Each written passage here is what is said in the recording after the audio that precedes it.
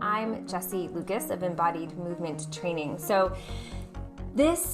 me give you a little bit of an overview here. So my background is in teaching yoga and personal training. I've been doing that for almost 20 years, and it's really the only career path I have been down. I went right from kind of college into motherhood, and from motherhood into this really deep awareness. So that kid is going to be 20 this year. This deep awareness of how important it is to really take care of yourself in a way that brings you present into your body. So, I've always kind of had a healthy outlook, like, eat the right foods, drink enough water, get some movement, all of the normal things that we know. What showed me more than anything, more than you can Google of like, what are the top 10 healthy habits kind of thing, the importance of the underlying layers, the conscious part of body practices. What showed me more than anything how important that layer is was becoming a young mom. That kind of took my identity outside of myself. Going through an abusive marriage, that kind of really, that's a whole thing in and of itself. Going through a divorce, going through all sorts of life changes that I realized just going through the motions of movement doesn't actually equal healthy body practices.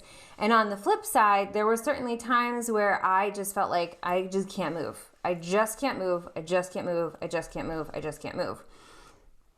And while rest is hugely important, I am a huge fan of rest, on some level it can become inertia. So we're going to kind of bring those two pieces and meet in the middle here. And I'm going to share with you tonight a few of my most, what I think are the most illuminating thoughts around the conscious part of body practices, where you kind of rein in from where you're kind of scrambling all over the place, come up from where you might be kind of like bleh, like a slug, and can actually be present in your body and move in ways that actually fuel your energy, that actually feel nourishing, that actually give you a sense of like, oh, that feels like me. So that's kind of what we're going to go over tonight. So, Catherine, I know we were just saying like, this is not a movement class. We're kind of just going over the ideas around that. Although I had several messages come to me today asking if I would do movement classes, which I have not taught any movement classes since gyms shut down last year. So my wheels are spinning on that. So you guys are on my email list now, because if you got here, you're on that list. And if I come up with something that is a movement class, you guys will be the first to know. So we good so far? Good? Okay, cool. So conscious body practices. So the first piece, if you didn't see last week's class, Creating Safety in Movement and Kinesthetic Intelligence, I do have the recording. If you don't have the recording, you can shoot me an email, hello@embodiedmovementtraining.com, and I will send you that recording. You don't need to have that already watched to understand this, but if you haven't watched it, you might want to go back and watch it. It'll kind of put some of these pieces together. So just to kind of one sentence on each of those things. So creating safety in movement. In order to create conscious body practices, your nervous system has to be receptive to the information coming in and productive as far as responding in ways that are healthy. When your nervous system is running in a state that safety does not feel present, and that doesn't mean your actual situation around you isn't safe. That means you have some signaling from past experiences that are still firing those signals. So there are ways to create that. There are breath techniques, movement techniques, awareness techniques, mindfulness techniques to create that, even if it's temporary, even if it's just for a short duration so you can get some movement done in that space. That's what's going to kind of create a reprogramming over time. So there's way more than one sentence, but that was kind of the gist of the creating safety and movement piece. The kinesthetic intelligence piece. Now, this is like, if you enter any sort of work with me, whether it's one-on-one work or taking one of my courses, this is what you leave with, is understanding what kinesthetic intelligence is and how to use it. So the way I describe that is, we all know our kind of 5 main senses, right? Sight, hearing, taste, etc. What we haven't really kind of come to grips with is what I call the 6th sense of kinesthetic intelligence. It's the knowing of your body in space. Literally a mechanical sense. So like joint angle, pressure, weight, tension, fluidity, those kinds of things. Those are all aspects of your kinesthetic sense of proprioception. When you have a better awareness and accuracy of how to use that, you have greater kinesthetic intelligence. So those are the 2 pieces in last week's. They feed into this week's, in the sense that when those 2 things are really dialed in, creating conscious body practices becomes even easier. So let's take that and go into this sense of inertia, this sense of when things just aren't moving. The 2 things that I hear the most, having worked in the fitness industry for so long, is you need 1, motivation, and 2, willpower. I bet you've heard those things. Not if you have. Yeah, those things are incorrect. You do not need motivation and you do not need willpower. So we're just gonna like crumple that up on a piece of paper and toss that out. Those things are handy when they're there. They feel really good when they're there. They feel really like, oh yeah, I feel motivated and like, I did it. I had the willpower. So they're useful. So when I say they're wrong, those concepts aren't wrong. It's just wrong that they are required in order to get yourself out of inertia and in order to feel good about getting yourself out of inertia. What is required is this opening of space where you can let some awareness sink in. When that happens, and I'm going to talk a little bit about how to do that and where you go, like what does sink in mean? But when that happens, the desire to move exists in your body, just like needing food nutrients exists. You might be able to kind of, numb out your appetite, especially if there's been a lot of stress or you're really busy in life.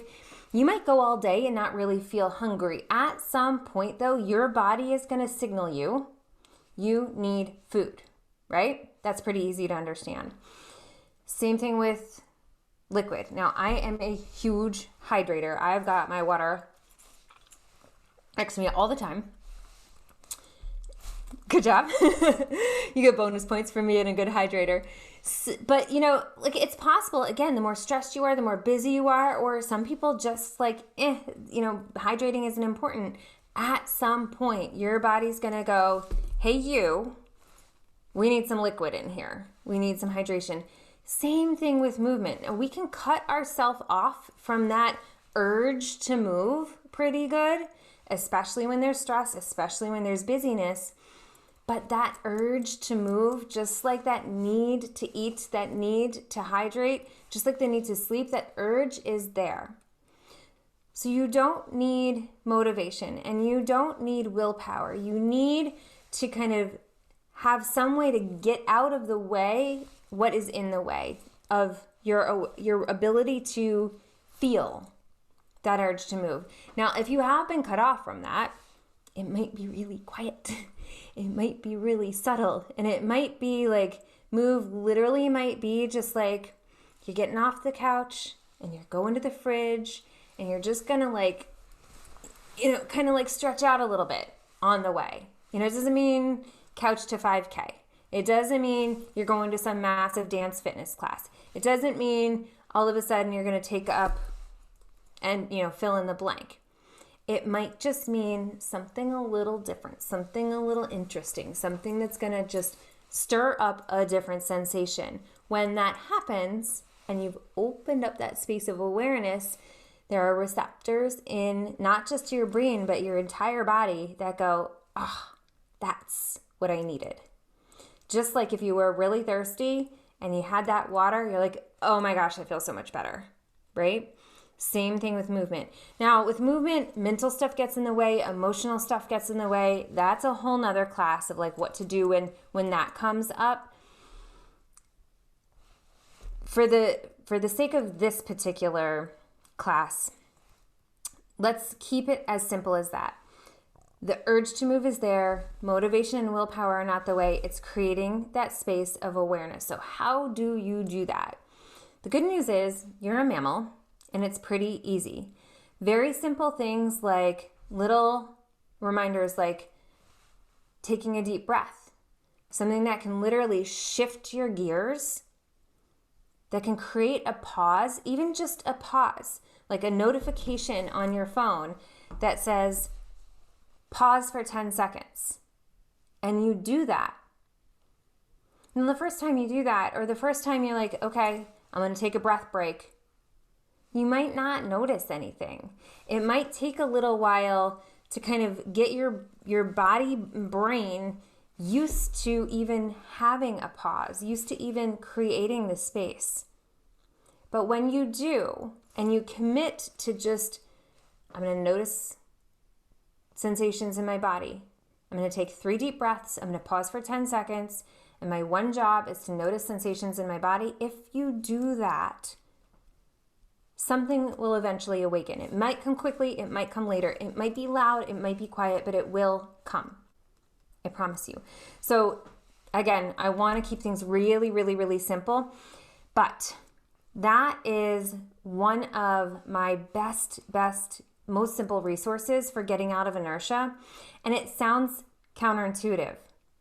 I'm asking you to pause and be still for a moment in order to get out of inertia.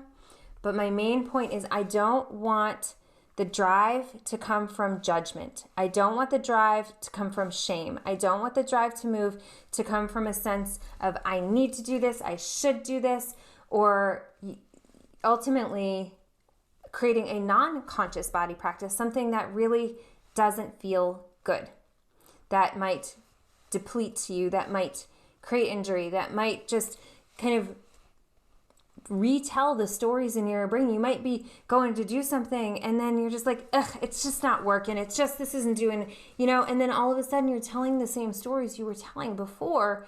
And now you can validate yourself, moving didn't help. There was no point. If you open up the space and you get that urge to move, it's aligned with what your body, your emotions, your mind needs in the moment. That is a congruent experience. Your body and your brain like congruent experiences. They reward you with like happy hormones, which tells you, I can do this again. Does that make sense? Much more sense than willpower and motivation as far as getting out of inertia? It's the coolest thing, I swear. All right, we're going to tie this all together. So that was getting out of inertia. Second thing, using a specific quality of body awareness to identify what kinds of movement are appropriate. Now, I already kind of seeded into this, so we're going to go into this particular piece a little bit deeper. Now, if you either did come last week or did watch the replay, we did what I call a sensory tracking experience. It's in the recording, so if you get to that part, you can literally just like start there and go through. It's like a 3 or 4 minute little exercise, and it is designed to guide your attention, like a flashlight, into the sensations in your body so you can start detecting them. What I find when I do this with my clients and my students, when you go into this sensory realm of your body, you've opened up that space, the space you can start to tease open with those little breath breaks, with that little pause. When you take that, the next step is to just, on purpose, bring your attention into your body. I like to start kind of just going into your heart and just noticing sensations at your heart. It's a place of like, okay, I'm starting here and I can go from here. It is one of those signals that tells your brain this territory that we're about to go into is safe. This territory that we're about to go into we're going into it intentionally. This territory we're about to go into, we're going in with care. So I like to start with the heart. When you travel from there and you just start to notice, like without looking for anything in particular, without saying like, hey, I woke up kind of funny, my back hurts, I wonder how that's feeling. Without giving any sort of guidance, you let your body be your guide and you find out like, oh, what is that tingling in my right foot? That's kind of weird. Or like, I did not realize like how my one shoulder feels tighter than the other shoulder, whatever. I'm just kind of throwing out examples. But you notice the things that you wouldn't have noticed if you went looking for something in particular. If you know your neck and jaw are always tight and you go to sense that, you're missing out on this whole other landscape of sensation. So not to say if you know you have places that have pain, that have tension, that need care, to ignore them. Please do not. But to take a moment, maybe acknowledge them, and then keep curious, keep looking with your awareness, because the next layer of sensation that's a little more subtle than that has a lot of information for you. That kind of information, for example, like if you are the kind of person who holds a lot of tension in your neck and shoulders, it might be connected to your pelvis being off. Now, I know I'm not in a place where I can do like a full body thing here, but if your pelvis is kind of tilted weird, that's going to throw your spine in a weird way, and that's going to throw your skull sitting on top of your spine in a weird way, and that's going to create strain on these muscles. That's a super, super common example. But depending on what you have been through in your life, if you have been an athlete, if you have been sitting at a desk for years, if you have been, had something happen when you were little and just like your one leg is stronger than the other, or, like whatever, like things based on your history that have created this unique mechanical way of using your body. There are the obvious layers of sensation, but this particular way of using body awareness, you kind of go through that layer and look at the next subtle layer. What information does that have? Because that's going to inform that top layer.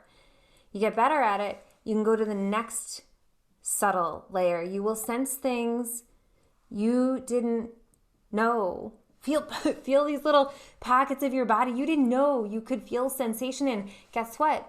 That layer of even more subtle sensation informs the one above it, informs the one above that, and so forth, and deeper and deeper. So just like you could train yourself, as an artist, you might be able to see different variances in color that someone who's not an artist, doesn't have that kind of trained eye, wouldn't see. You can train yourself to sense different kinds of sensation when you use that wisely in creating movement patterns and deciding how to move your body. You've created a conscious body practice because you've connected the real needs, the real information in your body to how you're moving it. So far, so good. Is this interesting? Is this like different kind, a new way of kind of looking at movement than maybe you have before? Yeah. Good. I hope so. Because I want you to walk away with this literally, like when you get up from this call, I want like the receptors in your brain already being like, oh, I put my weight on my left foot first. I wonder if I always do that. And I want you to look for those kinds of things. Look for when you go up your stairs, do you always step with the same foot? Now, of course, you go to get out of your car. If you're always the driver, you're always going to get out the one way. One of the things I have done, so here's a little cool thing you can do to kind of start getting curious, using this level of body awareness, start doing things the opposite way. Notice you're going to go up the stairs, your right foot goes first. Stop for a split second and switch feet. Do the right foot or the left foot first. Even things, like sweeping. Now, I will put a caveat here. This can get kind of frustrating. You have your one dominant way of doing things. Now, I'm a lefty, and so my way is kind of opposite of a lot of people's. But try doing it the opposite way. If you get frustrated, you don't have to spend equal amount of time doing it the off way than the on, but just try it. Even getting out of the car, if you're always the driver, your left foot might go out first, but you can swing both feet onto the ground before you stand up instead of just the left foot. So just try catch your habitual things and try them a little bit differently and notice how you feel. Notice what's different. Over time, that creates a whole different pattern in your fascia, your connective tissue. That's another thing I spoke quite a bit about last week. It's kind of like the shrink wrap around all of your muscles. Over time, they've done this. One of the coolest things I've done in my studies is watched, this is kind of gross, a cadaver dissection course, a human cadaver dissection course, looking at specifically fascia patterns, connective tissue patterns, and they could see like a city bus driver who took mostly right turns for years upon years. The connective tissue around the right shoulder was so much thicker than on the left side. So think about that. In your life, what patterns have you created, and how can you use this next level of body awareness to start unraveling them? Now that's just a physical thing, right? The right turns of the bus. What about your emotional patterns? What about your thought patterns? What about those more subtle layers? Okay, so that's kind of opening up that realm of awareness. Next piece. So this is kind of a segue to that. So consciously connecting movement practices to emotional, mental, and energetic health and creating a plan from that place. Before I go into that, do you see, based on what I just broke down, how now, even just with the information we went over in the last 20 minutes, you might be able to make different decisions about how to move your body that are friendly to your emotions, that are friendly to your mental health, because you're gathering information from these more and more subtle places? I hope so. Awesome. Yes, exactly. So when you awaken that body awareness, when you develop your kinesthetic intelligence, I wrote notes on this one because I usually kind of just like teach from, like, this stuff is in me, but there was a particular kind of sequence I want. So I apologize if I'm looking away. I don't usually look at my notes this much, but I wanted to make sure that I bring home these points for you. So this is where I'm going to kind of trace back, because connecting the movement to your emotional, mental, and energetic health, this is where using the awareness, opening up that sensory realm, developing your kinesthetic intelligence, and bringing that all back up, when you start to decode that, you can learn to decide to connect the movements to that information. For example, if I'm like, it's midwinter up here in the Northeast, I haven't seen the sun in months, like what I really want is a long walk on the beach right now. Like, I want that fresh air, I want that movement, I want that sun on my face. But if I really sat with it, like, for example, today, I've had a long few weeks, got stuff ahead of me. If I really sat with it and tuned in, I'd say, like, while that feels refreshing and I love a good beach walk, I really feel like, and so this is just like, I did this right before the call, actually, because I realized I'd been going all day and hadn't stopped. I needed to stretch. I'll show you, actually. Oh, I didn't even put it away. This is one of my favorite myofascial release tools. It's a foam roller, but it's got these bumps and contours, so you can really kind of dig into some groove. So like, this is what I was doing right before the call, because I did that. I checked in, and instead of, I planned on having a personal dance party in my living room tonight before the call, because I was feeling that like need to move. But when I checked in, I noticed I need to stretch and I need to roll. I don't, while my heart and my energy might want to dance and feel free, my actual body didn't feel free. It needed that space and just to. So that's what I'm saying. You might think you need one thing, but if you check in for a second, it might be something else. And making that right decision does worlds of good.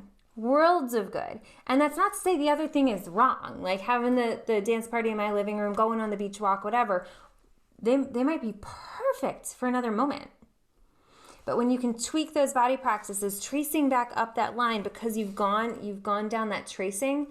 So this is what I want you to leave with, just kind of categorically, as far as you creating your own conscious body practices from a place of, maybe you're just learning this. So you can think kind of categorically when you're starting to go in, when you're starting to kind of tune into these sensations, you can notice just qualities. Do I feel heavy and sluggish? Do I feel light and in motion? Do I feel tight and tense? Or do I feel like, everything's just kind of flabby and loose? Do I feel off balance? Or do I feel pretty grounded and centered? Do I feel a particular pocket of pain? Do I feel multiple spots of pain? Or do things feel pretty smooth right now? I like to think in contrasts. Your brain is set up to notice contrasts. Is it this or is it that? Now, things are more nuanced and more subtle in our bodies, but that is a really good way to stop any confusion in your mind and start getting that information. Do I feel hot or do I feel cold? Right? So noticing those sensations. Then when you notice something like I did today, like I thought I wanted to really move because I've been doing a lot of sitting, more sitting than I usually do the last couple of weeks. And I asked my body's I needed to stretch, so that's what I did. So when you find a sensation, then you say, okay, well, what's the matching body practice to that? My muscles and my connective tissue felt tense. So to me, the matching body practice was doing a little bit of stretching and doing a little bit of foam rolling. And I probably took 10, 15 minutes, not 60, 90 minutes. If you feel my legs, they just want to go, you feel like there's that road runner, they just want to go, then, it's cold, bundle up, go on that walk. If you need that kind of chi moving energy, if you feel my lungs just feel like my ribs aren't even moving, I do need that fresh air. I do need that expansion. Even though you might have thought I don't feel like it, it's cold, it's cloudy, every single day I look at the forecast and it says overcast. Guarantee you, if that's what your body's telling you and you make that decision, and again, it doesn't have to be an hour-long walk, take a short one. See how that feels. Start testing the waters. Start practicing these things and notice when you got it right. And you pat yourself on the back. Because when your brain senses that, it goes, more please. More please. And now we're back to that first step where you don't need motivation and you don't need willpower because you've connected the dots. So just start thinking categorically. Now, you guys probably know, this is the work that I do. I kind of open that up for you. I walk you through. I train you each step of the way. I do this one-on-one with my clients, and I teach this conceptually in my courses. But this is stuff, just this right now, from this last half hour or so, this will set you on a track already to really start making much, much better conscious body practices. So